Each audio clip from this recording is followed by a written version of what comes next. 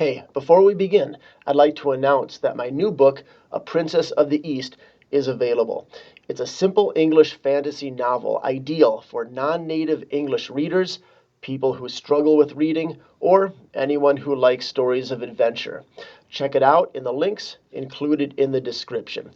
Also, if you like this episode's content, subscribe, comment, and so on, because it helps us to make more stuff. Thanks. You know, it seems like every now and then some band or musician will decide that the attention they're getting isn't quite at the level they want it to be. So they get desperate and they do something to create controversy. Usually, this involves dressing up like the devil or something similar. And this tactic is nothing new. In fact, people have been doing it for decades. Well, today on English Through History, we'll try to find out where all this began with the history of shock rock.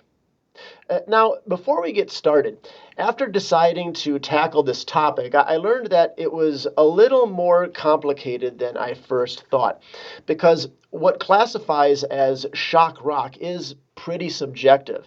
You could argue that rock music, by its very nature, is shocking. From the moment Elvis Presley first began swaying his hips, people were shocked by rock. According to Wikipedia, technically, Jimi Hendrix, who lit his guitar on fire during the Monterey Pop Festival in 1967, could be considered shock rock. But that just doesn't really sound right to me. So, just like in my episode on zombies, I find myself forced to define a culturally created concept. Now, I'm not going to go as deep as I did with my definition of zombies, but here's what I came up with. Shock rock is music that comes from a band or artist whose primary draw is shocking or offending acts. And for this reason, I'm not going to cover bands like Slayer or Cannibal Corpse because while many would find their song content offensive, to me it seems like more of an acknowledgement of their fan base rather than an attempt to draw outside attention. I suppose you could argue that all shock rock bands do this to some extent, but anyway, it's my decision. So, that being said, shock rock is a pretty fluid term. There have been some bands or musicians that did not start out as shock rock, but later turned into shock rock acts, and then later lost their shock rock status once they became more culturally accepted by the mainstream. We'll see some examples of this a little bit later. Anyway, where did all this begin? Well, although it's arguable whether this act would be considered rock, the earliest example that I have goes back to the 1950s and Screamin' Jay Hawkins. Hawkins is best known for the song I Put a Spell on You. And during his performances, he would do things like emerge from coffins, uh, employ props like skulls or snakes in his concerts. I don't think Hawkins really attempted to offend people with his act, but this sort of performance was definitely something that had not been done before, and as we'll see, it really set the mold for what would come after. Now, after Hawkins was Screaming Lord Sutch. Born as David Edward Sutch, Lord Sutch got into the world of music in 1963. He was inspired by Hawkins, as you can tell by the name, and his music and performances had themes of vampires, graveyards, even Jack the Ripper. In addition, he had a knack for political satire as well and often ran for parliament under his own party, the official Monster Raving Loony Party. Well, next we had The Crazy World of Arthur Brown. Yes, that's the band's name. Look, this was the 1960s before people had really figured out band names, okay? Anyway, the eponymous Arthur Brown was notable for his flaming helmet. Yes, I really mean that. He wore a metal helmet that was on fire. But he also used other costume aspects, such as masks or makeup, that made his face sort of resemble a skull. And as for lyrics, well, he's best known for proclaiming himself as the Lord of Hellfire. So there you go. Now, After Arthur Brown was a major contributor to popularizing shock rock, Alice Cooper. Now, Cooper, which was the name of the band, but also the name of the singer, had a bit of a step-by-step transition into shock rock. Originally, the band's name was called Nas, but they learned that there was already a band with that name, so they changed their name to Alice Cooper. Now, the idea was that it had a wholesome girl next door sound to it, which certainly was not what their band was about. And now, Cooper claimed that his look was inspired by the movie Whatever Happened to Baby Jane. But if you just look at the top hat and corpse-like makeup that he began to use later on, you can absolutely see the influence of Screamin' Jay Hawkins and Arthur Brown. But what really made Alice Cooper change to full-on shock rock was the chicken incident. Now, according to Cooper, he expected to throw the chicken above the audience, at which point it would fly away, but somehow he never learned that chickens can't fly. So instead, the chicken fell into the audience and got returned back on stage in pieces. Well, thankfully, there was no more animal cruelty in Cooper's shows, but in the 1970s, the band's performances involved stage acts with mock executions, guillotines being used to behead baby dolls, and more. And he became popular enough to bring shock rock into the mainstream. Okay, now so far, most of our shock rockers, they have shared a few things in common. They all had some kind of props, be it makeup, guillotines, or flaming helmets.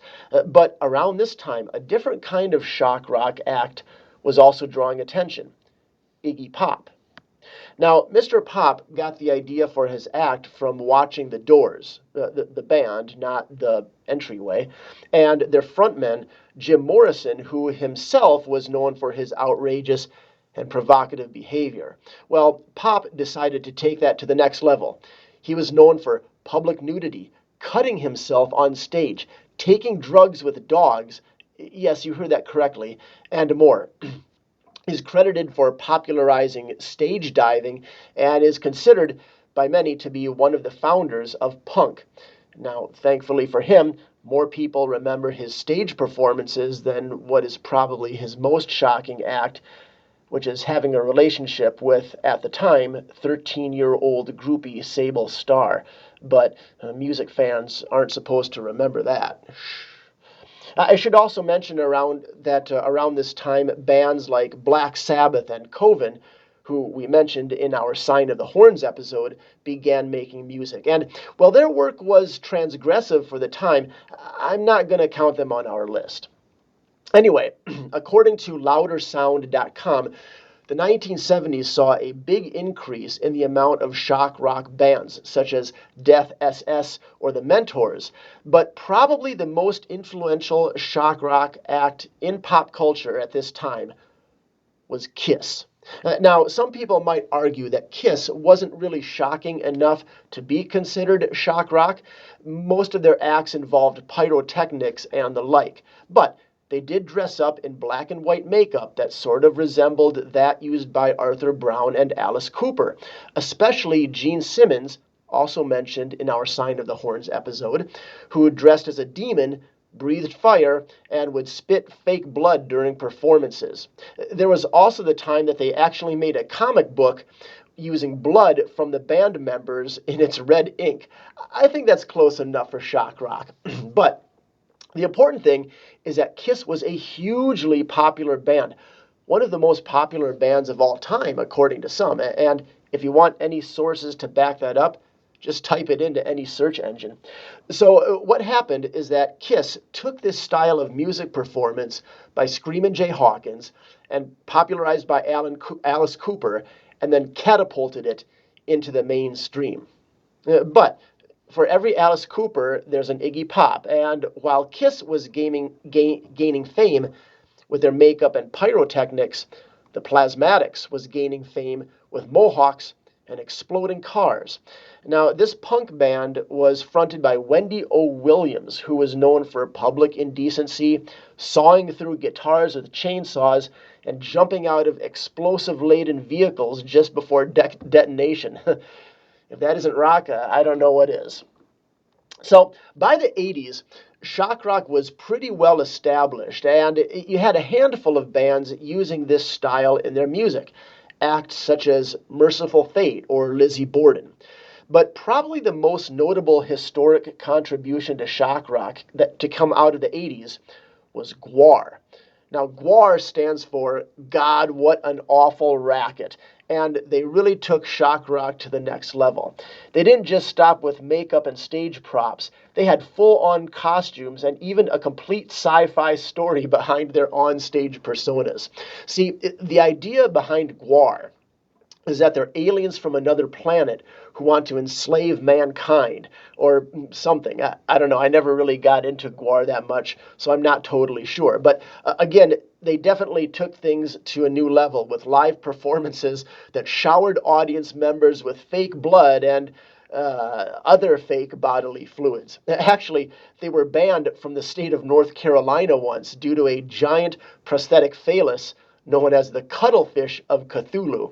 And if you want to know more about prosthetics and Cthulhu, we have episodes on both of those. No episodes on cuttlefish yet.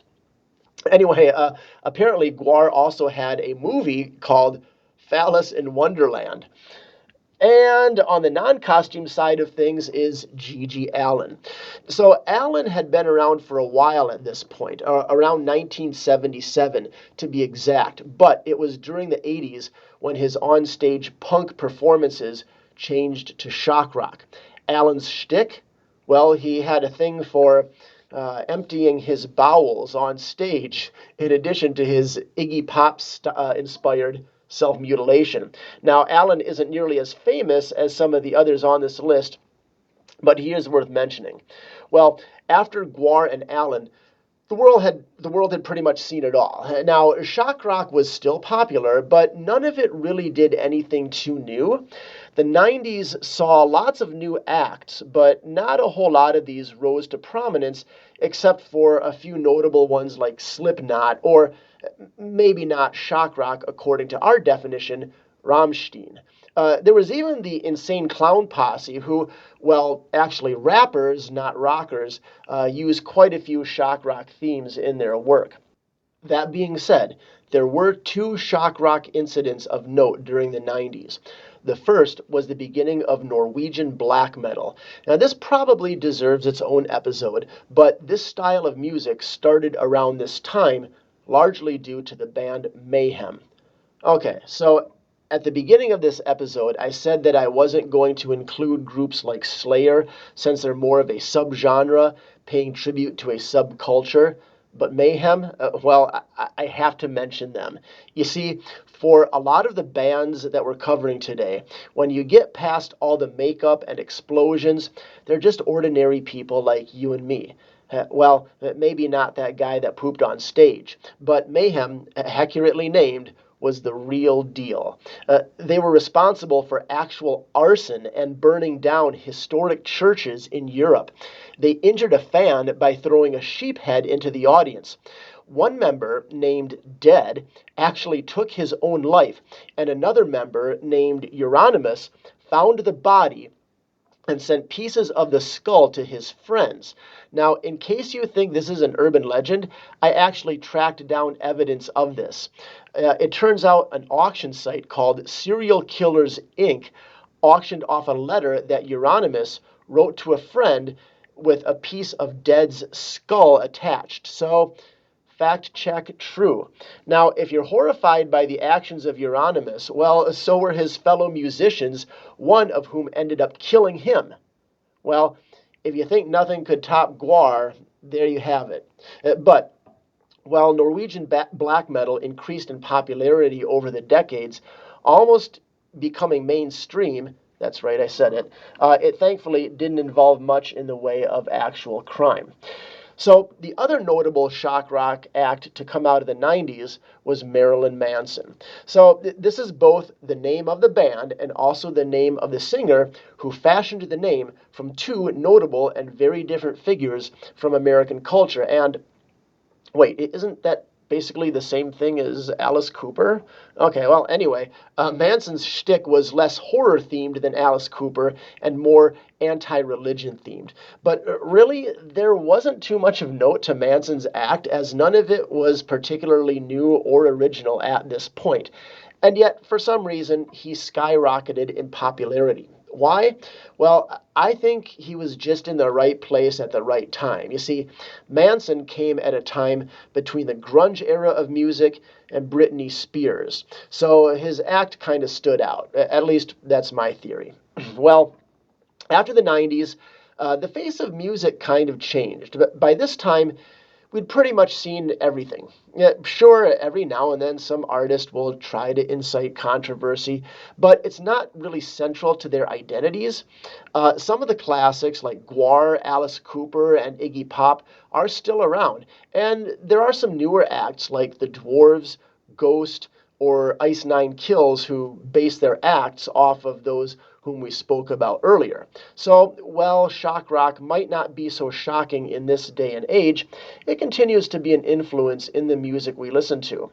So, the next time some whiny kid musician tries to incite controversy, remember, Screamin' Jay Hawkins beat him to it decades ago.